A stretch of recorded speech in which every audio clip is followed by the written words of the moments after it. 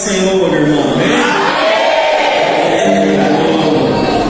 Carta do apóstolo Paulo aos Efésios, capítulo 5, versículo 15 a 20. Quem achou diz amém.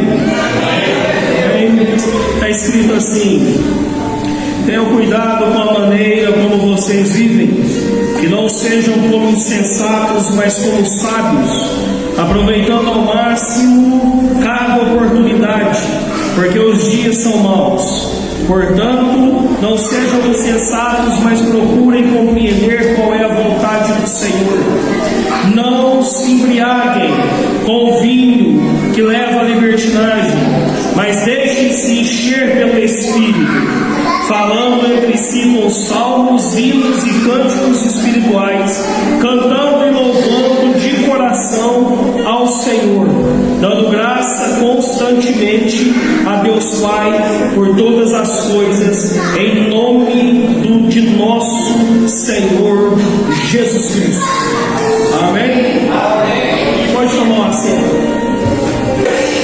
A carta do apóstolo Paulo aos Efésios talvez seja um dos textos mais lindos do Novo Testamento. No mundo teológico é considerado como a carta magna da igreja. Efésios, ela foi escrita não quando Paulo estava no seu ministério. Claro que Paulo era apóstolo, mas ele não estava como missionário andando. Nós vamos ler em Atos dos Apóstolos, capítulo 19, quando Paulo chega na cidade de Éfeso. Paulo prega para os irmãos e ele faz uma leitura, e a presença de Deus e a potência do Evangelho foi tão poderosa nesse lugar que a Bíblia diz que todos aqueles que estavam ali se converteram, a ponto de pegar os seus livros, pergaminhos e todos aqueles livros de magia, queimaram em praça pública, e a igreja de Éfeso foi fundada. Na igreja de Éfeso foi o tempo que Paulo passou mais tempo parado. Ele ficou na igreja de Éfeso 3 anos e meio. Então, a igreja, a carta de Paulo aos Efésios, não é uma carta missionária, é uma carta doutrinária. Fala, a carta aos Efésios é uma carta doutrinária para trazer saúde para a igreja. Então, tudo que você for querer aprender sobre igreja está na carta do apóstolo Paulo aos Efésios. Toda a estrutura de organização, toda a estrutura de movimento, de estruturação de igreja, Paulo deixa escrito na carta aos Efésios. É muito interessante, e eu quero deixar com os irmãos. Lê comigo aí, capítulo 1, versículo 1. Eu prego a Bíblia aberta, tá, irmãos? Capítulo 1, versículo 1 está escrito assim: Paulo, apóstolo de Jesus Cristo, pela vontade de Deus, aos santos e fiéis em Cristo Jesus que estão em Éfeso. Esse versículo talvez seja um dos versículos mais poderosos dessa carta, porque na apresentação Paulo começa a escalonar alguns princípios que eu e você precisa entender. E qual princípio? É que na igreja existe alguém que tem nome. Ele começa falando Paulo,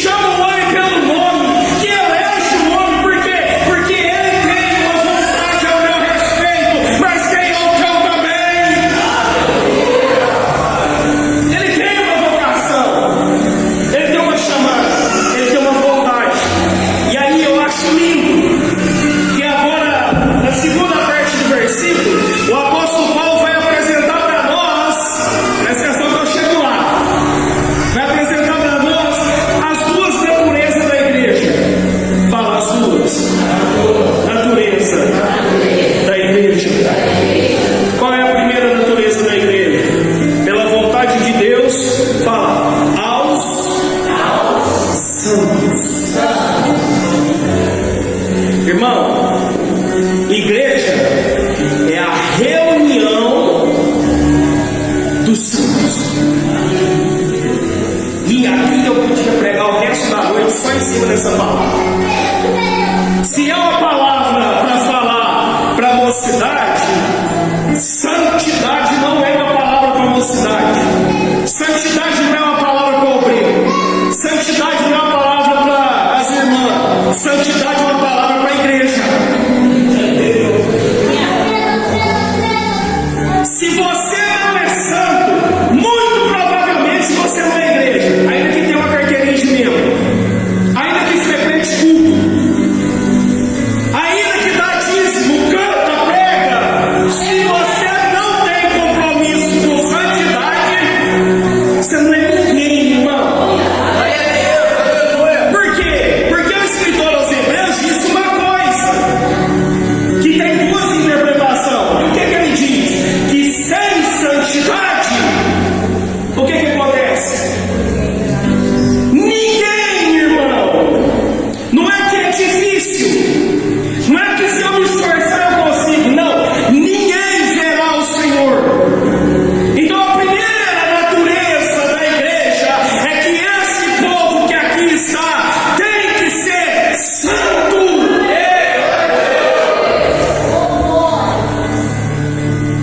A natureza nossa é caída. Irmão, não é que a gente peca, é que nós amamos pecar. Não é, irmão, que a gente tem uma inclinação em andar e tropeçar. Não, nós amamos pecar. É por isso que a graça nos salva. É por isso que foi Ele que nos escolheu. Porque se Ele não nos chama, ninguém viria. Se Ele não nos busca, ninguém entraria aqui, irmão, e falava, eu estou gostando, eu quero vir. Não vem. É o Senhor que nos traz. Por isso que a igreja é a reunião do santo. E o que é ser santo? Separado. E o que é ser separado, irmão? É de não fazer mais forte. É aquilo que Jesus, o apóstolo Paulo, escrevendo em Colossenses, ele falou lá em 1:25. Deus nos arrancou do império das trevas. A palavra ali, arrancar do império das trevas, é como se fosse um cara cuidador de planta.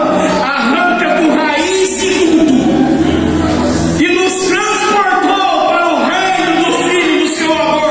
Te arrancou por raiz e tudo do mundo e te plantou aqui dentro do reino do Senhor. É por isso que agora a terra que te nutre não é para você pecar, é para você ser santo. É por isso que João é tão maluco que ele fala umas coisas que me incomodam. Para mim, o livro do Novo Testamento que mais desafia a minha alma é a primeira carta de João. E a primeira carta de João fala assim: aquele que nasceu de novo não peca. Deixa eu perguntar uma coisa aqui, irmão. Quem pecou hoje?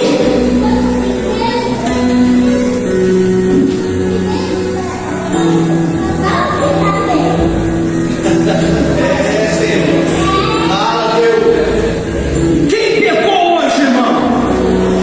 Então o que João está falando? João está falando que não é que a gente não peque, é que pecado não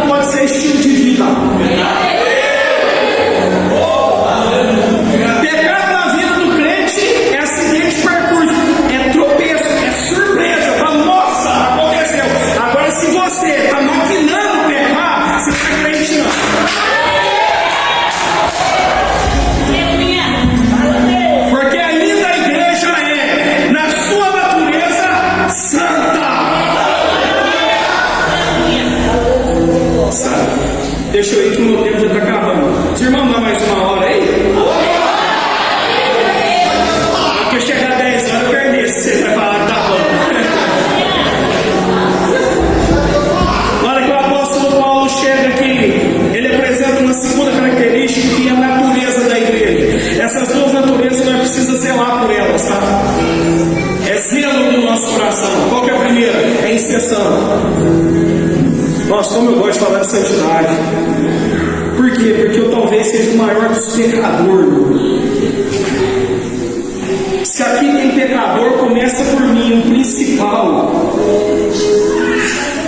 Aí sabe qual que é a nossa mentalidade? Porque eu pequei, então eu não tenho que buscar. Ah, eu caí, para que faz fé? Não, é porque eu caí, que agora eu vou ficar de pé.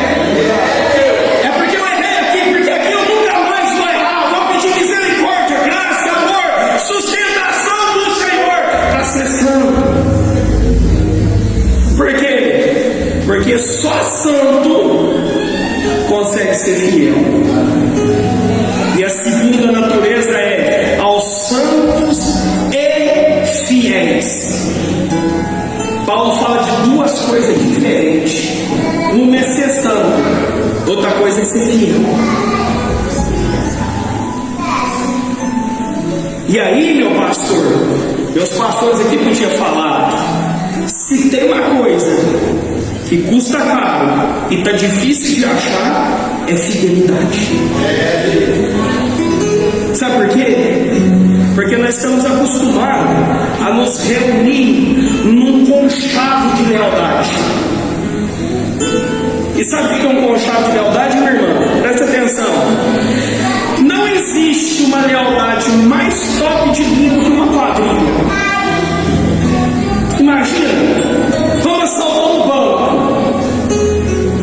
Se os camaradas não tiverem um vínculo de confiança entre um e outro, irmão, como é que dá? Se alguém errar a sua parte, o que acontece com a equipe?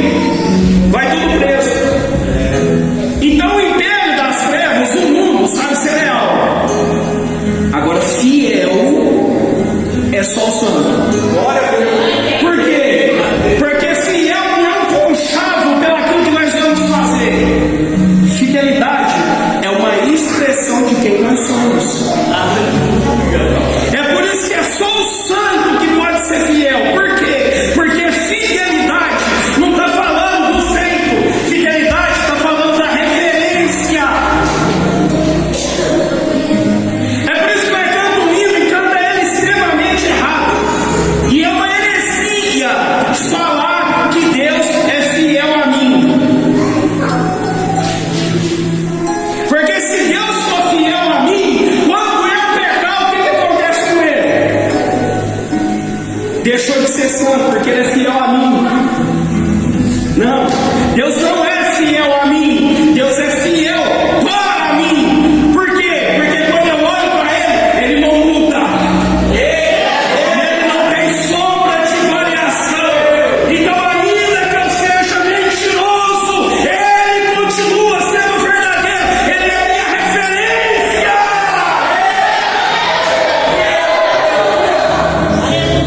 É por isso, irmão, jovem, em nome de Jesus, que quando o mundo te olhar, você tem que ser fiel. Por quê? Porque nós temos que ser a referência. Deixa eu dar um exemplo. Imagina eu fazer uma fita métrica de elástico.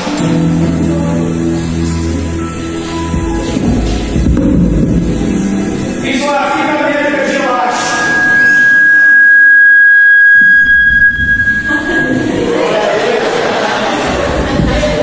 Quem me ouve diz amém? Não tá ligado isso? Vou na garganta, eu prego. Imagina eu fiz uma fita métrica de elástico. Presta atenção que eu estou falando sobre fidelidade. Aí, pastor João Paulo, eu quero ter uma cinturinha de 50 centímetros.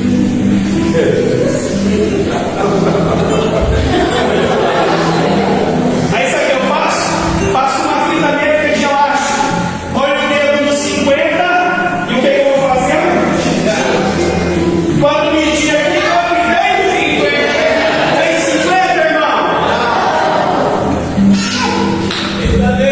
O metro mais perfeito do mundo, que é a referência para todos os metros, está na Suíça, guardado dentro de um cofre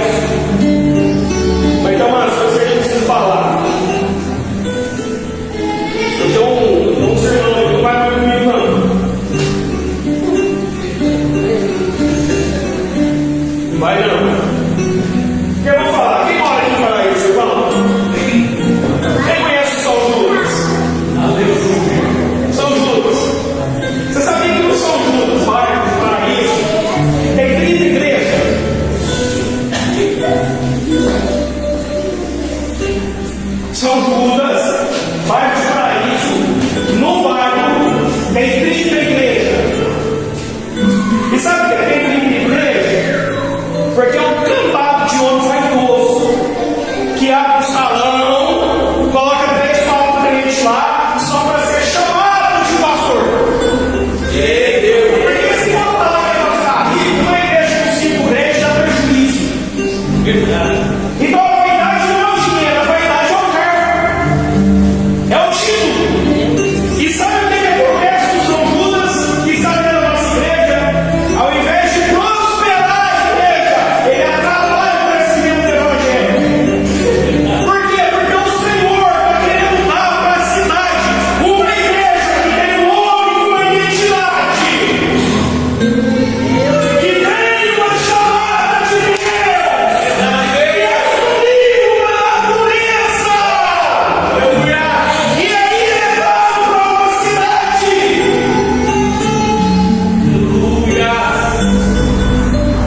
O problema é que a gente não está preocupado com a cidade. Nós estamos preocupados em ter muito bom. Sabe por que você não consegue ficar crente, irmão? Porque a tua motivação não é errada. Você está vindo à igreja para você negar. Igreja para alguns crentes é entretenimento de fim de semana. Domingo eu tenho que ir. E sabe por que você tem que vir, irmão? Porque você não é. Porque a igreja não é onde eu vou, é quem eu sou.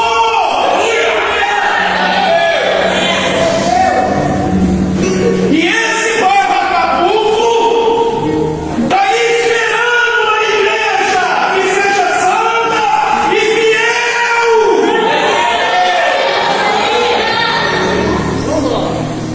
Canai, Asuyamã, Elelega,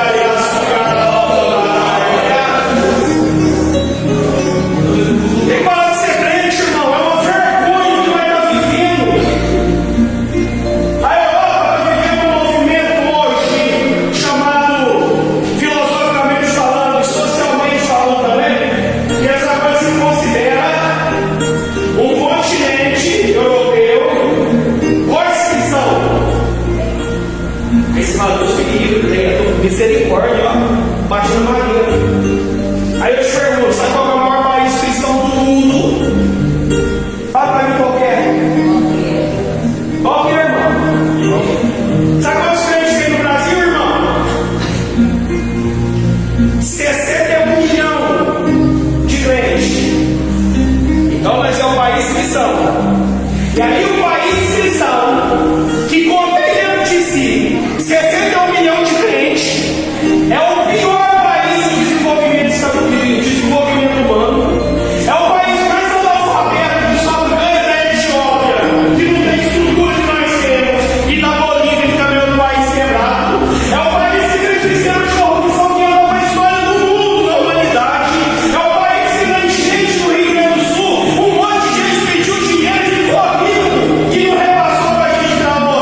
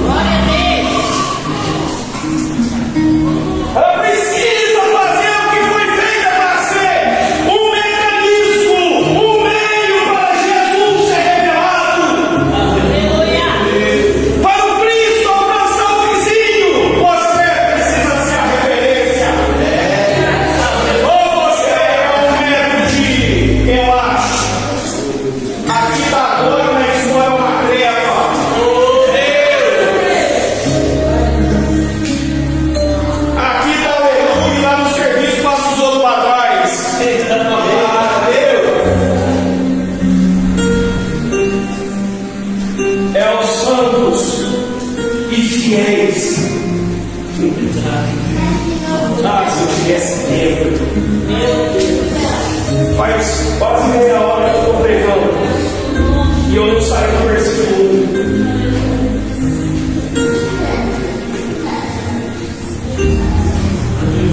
Vou lá para o texto. Eu queria ter falado todos os versículos, eu vou tomar carta para os Efésios. Presta atenção numa coisa que os irmãos que estão atrás de mim e os que estão à frente. Presta atenção numa coisa. O apóstolo Paulo vai começar no texto que nós lemos, capítulo 5, versículo 15. Tem um título. Qual é o título que eu vi na Bíblia? 5,15. Tem seu título. Tem o título na sua? Tem não? Tem não? Tem não? O que é o seu? Como é que é? Fala mais alto. Pureza de vida. Pureza de vida. Algum outro aí tem? Título 5,15? Não? Na minha está escrito assim: vida em comunidade. Então presta atenção. Qual que é o texto que nós vamos estudar? O que a gente vai aprender? O título já diz. Primeiro, pureza de vida. E para que eu aprender a pureza de vida? Para viver em comunidade. O conselho que o apóstolo Paulo nos dá, ele machuca os nossos ouvidos. Porque Paulo é a mesma coisa que ele chegasse no mundo aqui essa noite do céu e gritasse assim: presta atenção! Eita Deus! Com a maneira que você vive! Tomem cuidado com a maneira como vocês vivem! Eu imagino que ninguém sabia que isso estava escrito na Bíblia. Que Deus está preocupado na forma que você está vivendo.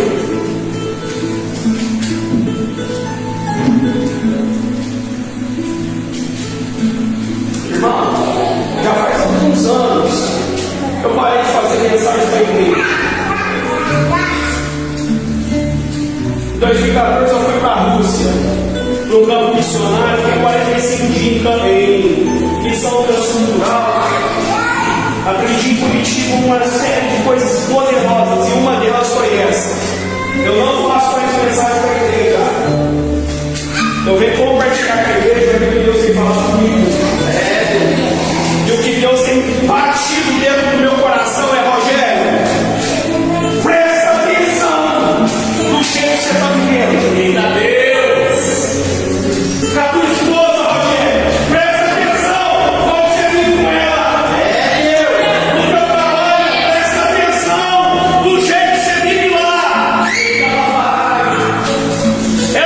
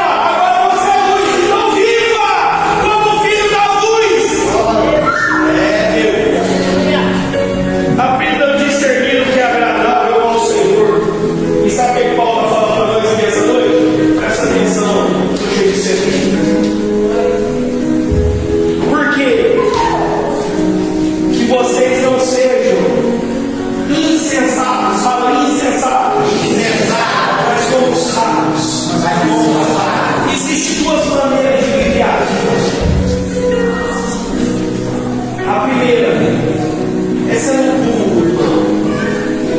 Palavra insensato. A palavra insensato nesse texto, nesse versículo, a língua original, chama afrones. A palavra grega chama afrones. Significa viver de maneira que tenha uma estupidez moral. O que é viver insensatamente, irmão?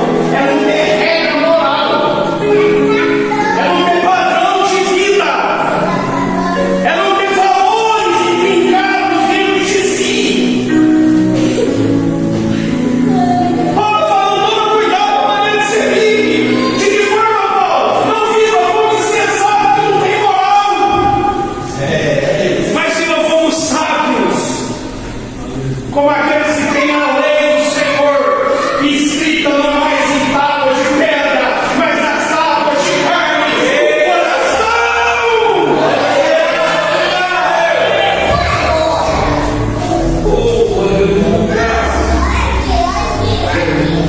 Aproveitando ao máximo cada oportunidade. Por quê? O que está escrito aí, irmão? Falei que vocês iam aguentar até às 10. Sabe por quê? Porque os dias são maus. E se Paulo, João Paulo, a carta dos Efésios foi escrita mais ou menos no ano 62. Se lá em 62, Paulo está falando que os dias eram maus, em 2024, os dias estão uma beleza, não está, irmão? Está gostoso, não está? Vai estar no padrão de justiça de viajar, não é? Mas estamos, irmão, numa pureza moral que é de dar inveja. Eita, não é nem para ser verdade, só vê luz no olho. A igreja está numa fase, irmão, que deu o Senhor de alegria, não é? É que ele não é amigo. Os dias não só estão maus, são perversos. A maldade hoje, irmão, não é mais acidente. A maldade hoje, irmão, é quase como que virtude. Parece que ser corrupto quer ser legal.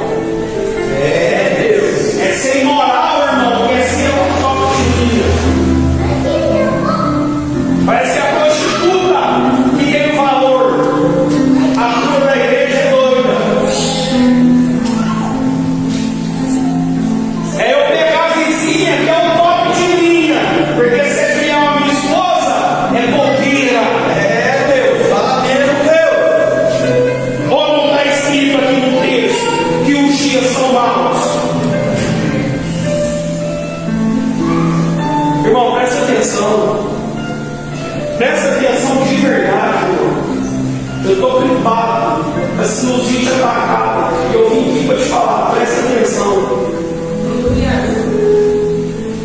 A Bíblia está escrito aí mais. Porque os dias são maus. Fala, portanto, não sejam insensatos. Mas procure. Presta atenção nessa palavra.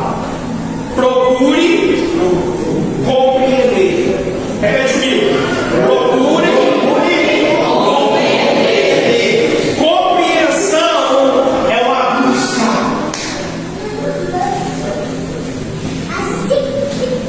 Compreensão é uma busca. O sentido da palavra grega aqui é do minerador que está lá com a bandejinha dentro d'água, balançando. Sabe para quê? Para achar uma pepita de ouro. Sabe como é que a gente vive a vida? Procurando para achar os tesouros que o Senhor tem para a minha compreensão. Por quê? Porque eu só consigo ser o que Deus quer que eu seja, não é porque depende dele, é porque depende de mim também. Porque o que tinha que fazer por mim fez. Agora a pergunta é: o que você está fazendo, irmão, com o que recebeu? É procurar compreender. E compreender o quê? Qual é a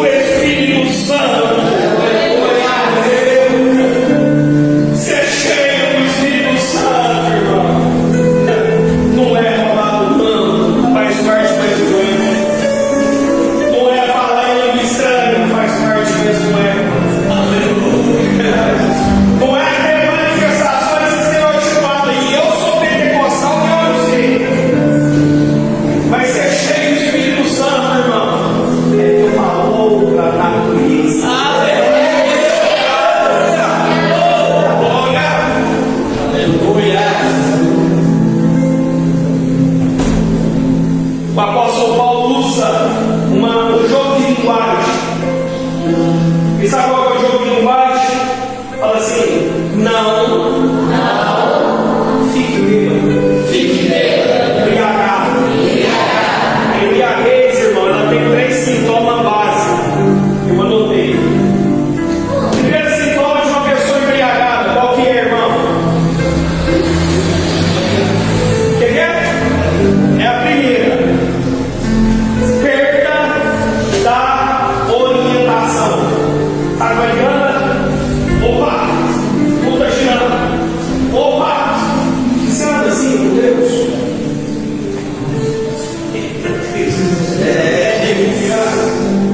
Quanto tempo faz, irmão, você já perdeu a orientação? Talvez você não chegue aqui caminhando, mas não sabe onde está indo, nem de onde está vindo, e nem da forma que está andando. Você está aqui, não está bebendo cachaça, mas tem embriagado com as coisas desse mundo. É por isso que não sabe andar mais na presença do Senhor. O conselho de Deus para Abraão é: anda na minha presença e ser perfeito. Glória a Deus. Segundo sintoma de quem está embriagado: perde a consciência. Você já está anestesiado, pega, nem dói mais. Celular da pornografia nem incomoda mais, irmão.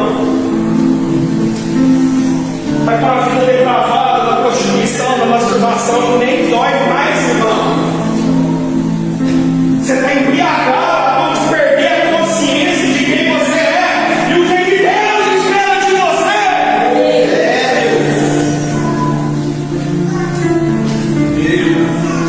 Terceiro, perde a certeza. Eu acho uma coisa que eu acho que ia dar muito certo se é pastor, irmão. Eu amo a Bíblia, mas eu tenho dificuldade com gente. Eu tenho dificuldade com índio, não. Eu tenho dificuldade com crente. Sabe por quê, meu irmão? Porque presta atenção. No nosso país, no último censo do IBGE, em 2022, fizeram um levantamento social. E as 2 classes mais odiadas no Brasil é: a primeira, os políticos; a segunda, os pastores. Se fosse os crentes, eu não apoiava. Porque pensa numa raça ruim ao crente. Mas os pastores. E sabe por que eu falo isso? Porque eu tenho misericórdia do pastor. O pastor está aqui em cima, aí chama alguém para aconselhar, e quando chama a atenção desse que está cambaleando, que já perdeu a consciência, fala para meu filho, se arrepende, volta para cá, que é isso, pastor? Vou estragar filho de ninguém mais não. Mas é fechar a porta do gabinete, ele está pensando de novo. Cadê a firmeza? Falta de firmeza é sintoma de quem está embriagado. Sabe por quê? Porque o que precisa, irmão, para derrubar um ponto? Beber no vento e abrir o tão chão. É verdade. Tonto tropeça em pedra pequena. Deus, fala mesmo, Deus. Tonto, se pegar uma madeirinha mais forte, você vai me mal. Se pegar um ventinho, ela abandona. Ah, a vida está muito difícil, Deus não me ama, estou indo embora. Aí você vai no mundo, isso aqui da vez, fica feliz lá no colo do trono. E sabe o que a gente faz num mundo como esse?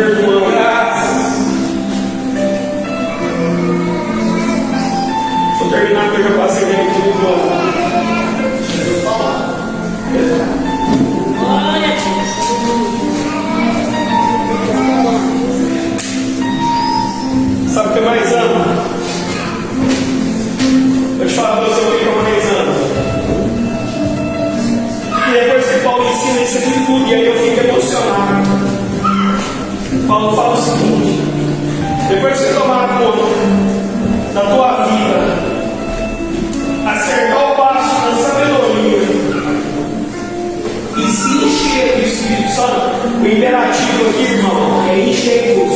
Eu me encho. Sabe o que é?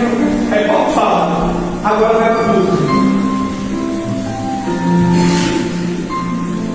Agora vai para o culto. Isso me emociona. Sabe por que me emociona? Porque é a hora de encontro. E os crentes cheios do Espírito Santo, quando encontram, um fala salvo. Glória a Deus. Um tem cântico espiritual. Aleluia. Um tem louvor. Um tem adoração. Um tem glória. Aleluia. Um outro que louvado seja o nome do Senhor. É para celebrar o nome daquele.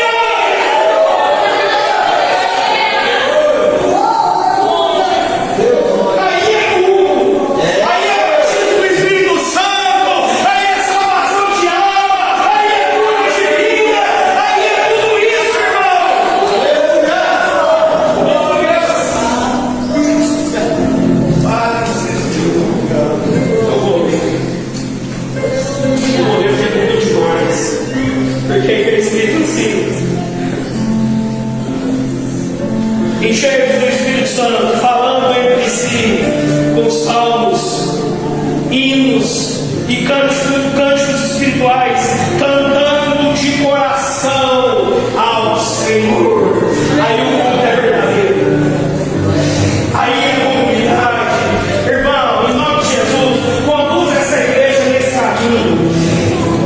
Conduz essa igreja nesse caminho, para que quando começar o culto aqui, o pastor que marcou o culto meia hora, você chega meia hora depois, irmão.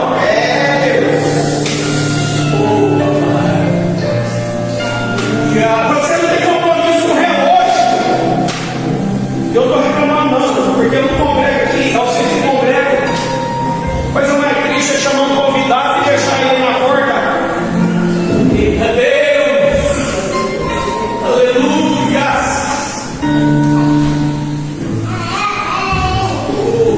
Como assim, irmão?